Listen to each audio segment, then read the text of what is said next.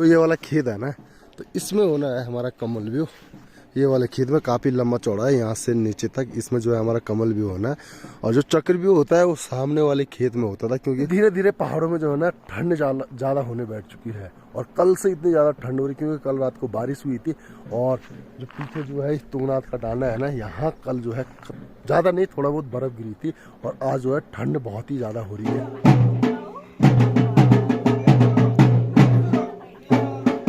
Guys good morning, नमस्ते, प्रणाम, पहलाग and welcome back to channel. So guys कैसे हैं, होप जो सब बढ़िया होंगे। अपन एकदम मस्त है। तो स्वागत है आप सभी का नई ब्लॉगर उत्तराखंड के इन खूबसूरत से वादी मेरे गांव कल्चर से।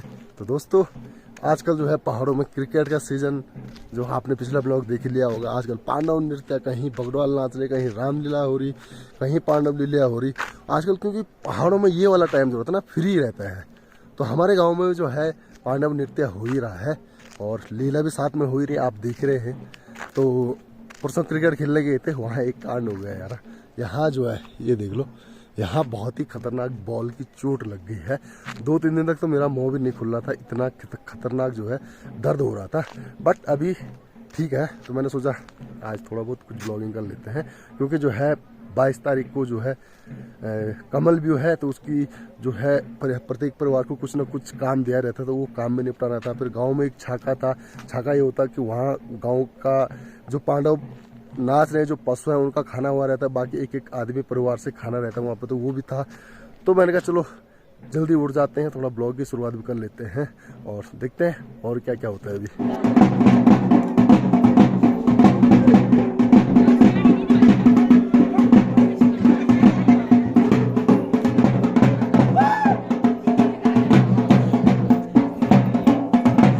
तो भाई अभी कंधे में जो है ना 20 डंडे हैं, और इनका वो इतना कम से कम जो है 30-35 किलो के आसपास रहेगा ही रहेगा, क्योंकि कच्चे हैं। ये डंडे इसलिए जा रहे हैं क्योंकि आने वाली 22 तारीख को जो है कमल व्यू है हमारे गांव में। तो जो द्वार बनेंगे वो इन्हीं डंडों के हिसाब से बनेंगे। मतलब ये 20 ही डंडों के हिसाब से नहीं, मतलब पूरे गाँव के जितने भी परिवार हैं गाँव में, तो हर एक परिवार जो है ना 10-10 डंडा लेके आएगा जंगलों से। और इस हिसाब से जो है हमारा कमल व्यू तैयार होगा, क्योंकि पहाड़ों में इसी हिसाब से जो भी काम होता है सब मतलब अपने कैपेसिटी के हिसाब से होता है। बाहर प्लेन्स में ये चीज़ नहीं होती है, अगर होती भी होगी तो इसके लिए जो है काफ़ी खर्चा लगेगा। लेकिन पहाड़ों में जो है मतलब हो ही जाता है, जो भी होता है सस्ते में निपट जाता है। बाकी मेहनत जो रहती है पहाड़ों में वो भरपूर रहती है, हर एक परिवार की काफ़ी मेहनत रहती है। 30 दिन का कार्य करना आज की डेट में मुश्किल बात नहीं है, काफ़ी टफ बात है। तो जो है गांव से लगभग आधा किलोमीटर दूर जो है कमल व्यू होना है। और पहाड़ों में क्या रहता है ना, ऐसे कार्यों के लिए काफ़ी सोच समझ के कदम उठाना पड़ता है, क्योंकि एक तो जगह नहीं है, इतने चौड़े खेत नहीं हैं, और अगर जो खेत है भी तो गाँव से काफ़ी दूर रहते हैं। और काफ़ी चीज़ें हैं, वो करते हैं डिस्कशन। अभी थोड़ा भारी हो गया मेरे पास, तो वह 20 डंडा लेते लेते मेरी यहाँ ना बुरे हाल हो गए यार। तो यहाँ पे डंडा डाल दिया, 20 डंडे, थोड़ा आराम किया। बाकी जो ये वाला खेत है ना, तो इसमें होना है हमारा कमल व्यू। ये वाले खेत में काफ़ी लंबा चौड़ा है, यहाँ से नीचे तक इसमें जो है हमारा कमल व्यू होना है।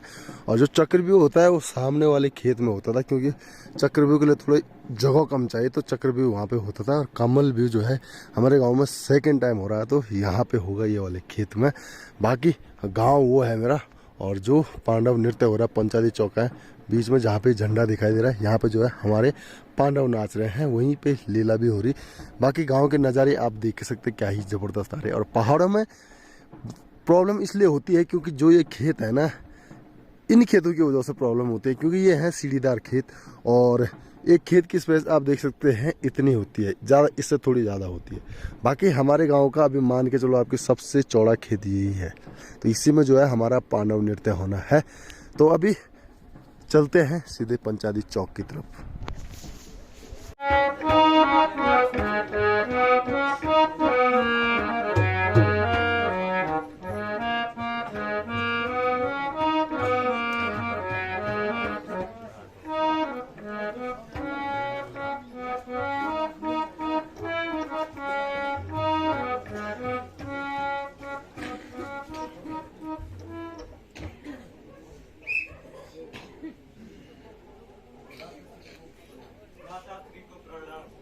चिरंजीवी भव।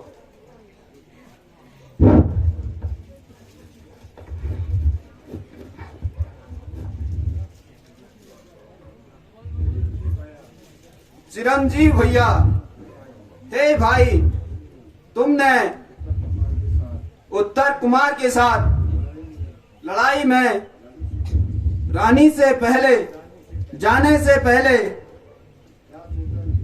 क्या सोचा नहीं था कि हमारा भी भेद कौरवों के सामने खुल जाएगा।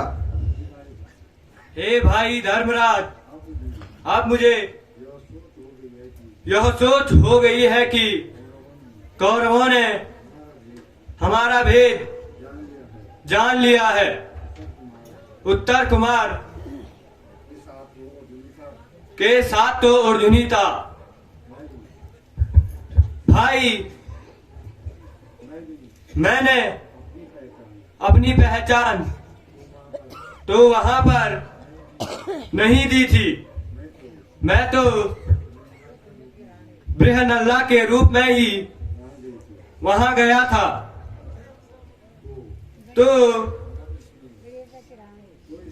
तो इसमें हमारा भेद कहां से खुल गया है? वैसे भी गिनती करके देखो तो हमारे अज्ञातवास का समय काफी पहले ही पूरा हो चुका था। हे अर्जुन,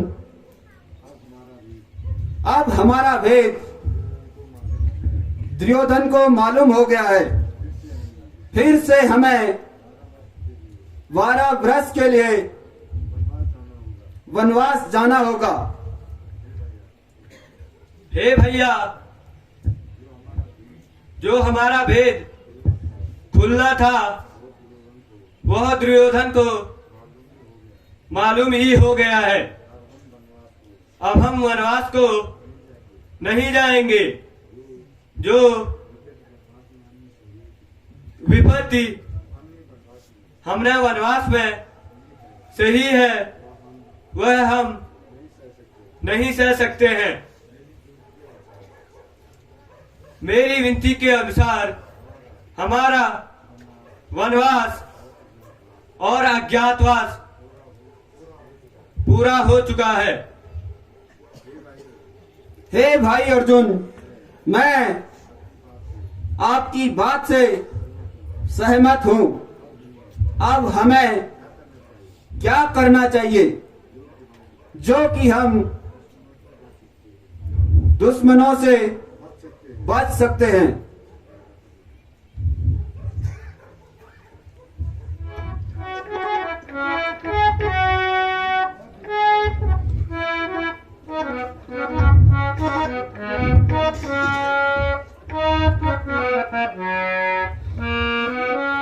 अब ये करना है जिम वीरन आपको। अब ये करना है जिम वीरन आपको। मुझको दिल साफ हो कर सोना दो हुकुम। मुझको दिल साफ हो कर सोना दो हुकुम।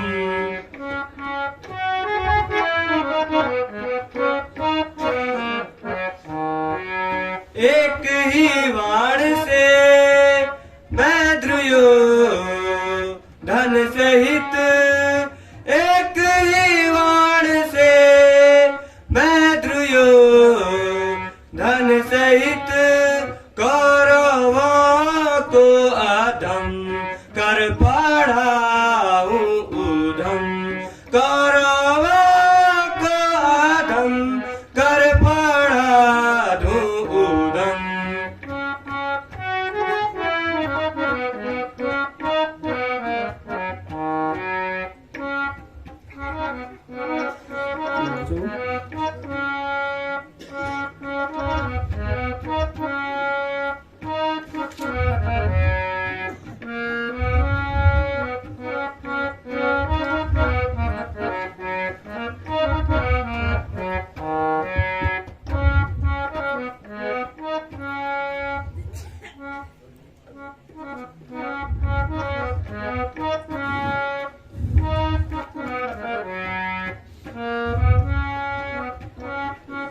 अभी ठहरो न जल्दी करो इस कदर, अभी ठहरो न जल्दी करो इस कदर, मेरे अर्जुन सुबट बीरबां के परम, मेरे अर्जुन सुबट बीरबां के परम।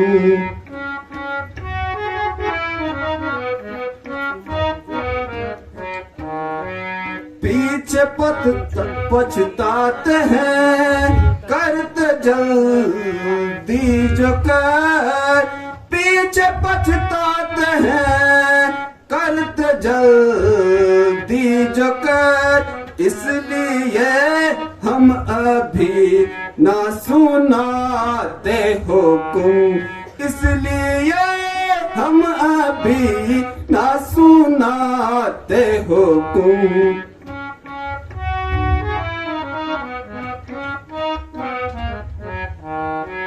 क्या खबर है दुर्योधन बिरन की अभी, क्या खबर है दुर्योधन बिरन की अभी, भाई आहोश में और विचार धर्म, भाई आहोश में और विचार धर्म।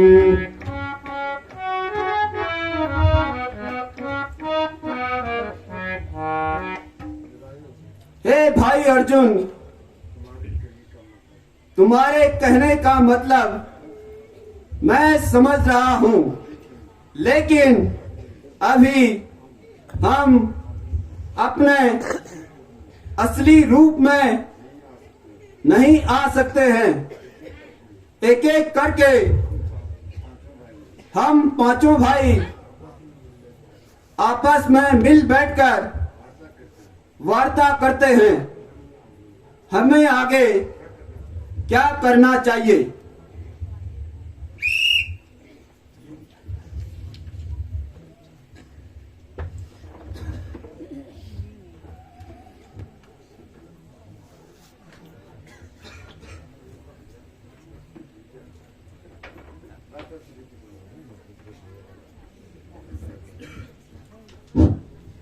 भ्राता श्री को प्रणाम।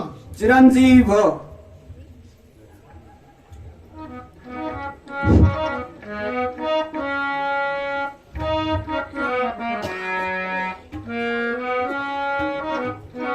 मेरे भाई सीता भी हुकुम दीजिए, मेरे भाई सीता भी हुकुम दीजिए, फायदा अब समय की लगाने में क्या, फायदा अब समय की लगाने में क्या।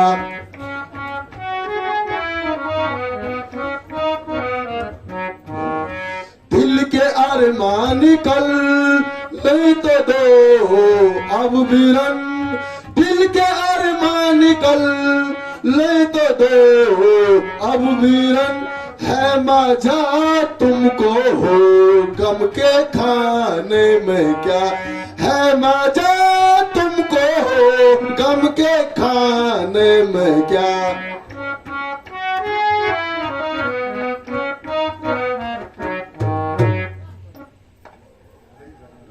भाई धर्मराज, आप चिंतित क्यों दिख रहे हो? वीर अर्जुन ने युद्ध का आगाज तो कर ही लिया है। हमारा अज्ञातवास उसी दिन पूरा हो गया था जब मैंने कीचक को मारा था। आप तो राजा विराट के साथ मस्त थे, लेकिन वो चूल्हा फूकते फूकते मैंने एक ही दिन में एक दिन कैसे काटे हैं वो मुझे पता है। हमारा अज्ञातवास उसी दिन पूरा हो गया था जिस दिन मैंने कीचक को मारा था।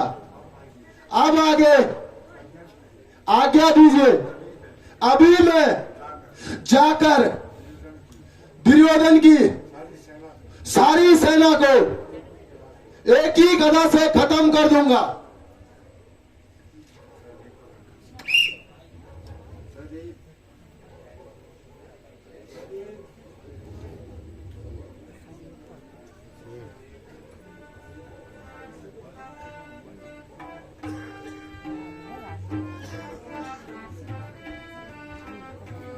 गुरुवर को मेरा प्रणाम। भैया को मेरा प्रणाम। चिरंजीव हो।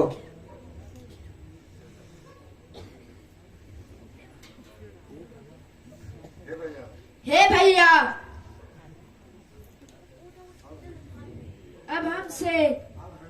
अब हमें दुश्मनों से आमना सामना बात करनी है। मुझे ऐसा गुस्सा आ रहा है कि उनके सिर से अभी धड़ अलग कर दूं। आप आज्ञा दीजिए।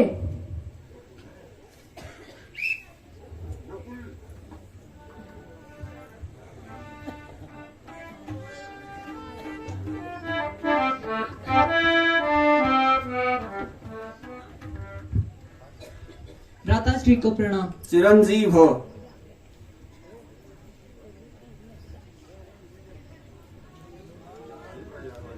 हे भैया धर्मराज, अब हमें दुश्मनों की बातों पर रहम नहीं करना चाहिए।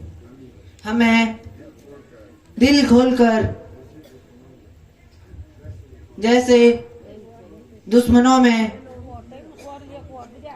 ने हमारे साथ किया है, उनको उनके के की सजा देने का वक्त आ गया है।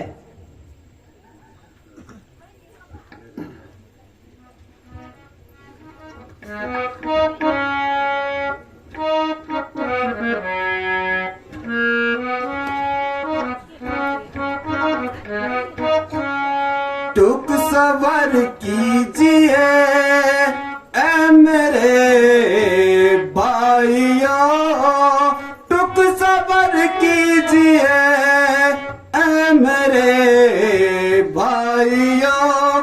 मैं ये कहता हूँ जल्दी मचाने में क्या, मैं ये कहता हूँ जल्दी मचाने में क्या।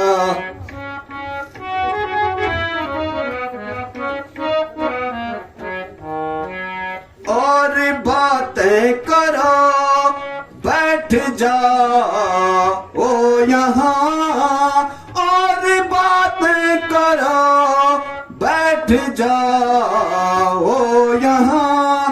फायदा बहुत गुस्सा बढ़ाने में क्या, फायदा बहुत गुस्सा बढ़ाने में क्या।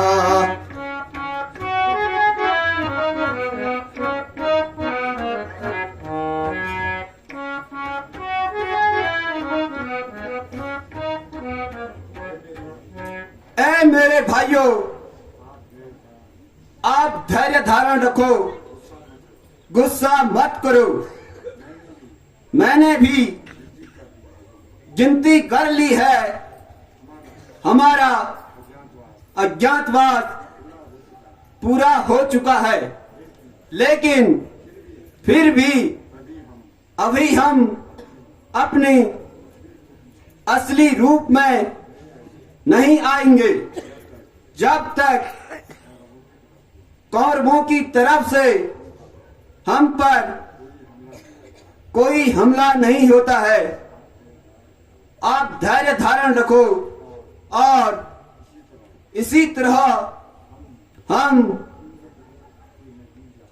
इंद्रप्रस्थ के नजदीक जाकर वहीं पे माता कुंती के साथ कुटिया बनाकर रहते हैं।